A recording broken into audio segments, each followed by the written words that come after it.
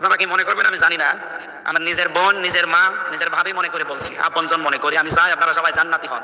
শুধু নামাজ পড়ে রোজা রেখে কালো বোরকা পরে জীবনও জান্নাত যেতে পারবেন না। এই চারটা কাজ থাকাই লাগবে। এক নম্বরে ইদা সাররাতুহু, ইদা নাজারা ইলাইহা সাররাতুহু, স্বামী যখন বাইরে থেকে বাড়িতে আসবে তাকে খুশি করা লাগবে। কথাবার্তা দিয়ে হোক, অভ্যর্থনা দিয়ে হোক, আচার ব্যবহার দিয়ে হোক, যেভাবেই হোক তাকে খুশি রাখা লাগবে যখন অন্তত বাইরে থেকে আসবে এই সময়টা।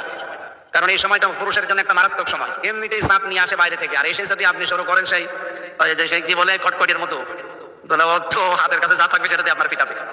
এই জন্য হাদিসের প্রথম অংশ, যখন বাইরে থেকে আসবে কিভাবে আপনি তাকে খুশি করবেন আমি জানি না, আপনাকে আল্লাহ সেই ব্যবস্থা দিয়েছে, চেষ্টা করবেন 100 ভাগ। 2 নম্বরে ইদা গাবা আনহা হাফিজাতু, ও যখন বাইরে যাবে তখন আপনার নিজেকে, আপনার স্বামীর সম্পদকে, স্বামীর সন্তানকে আপনি হেফাজতে রাখবেন।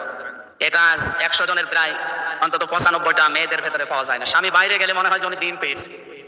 কোথায় কোথায় কার সাথে লাইন করে আল্লাহ জানে আর সে জানে। এটা বন্ধ করা লাগবে।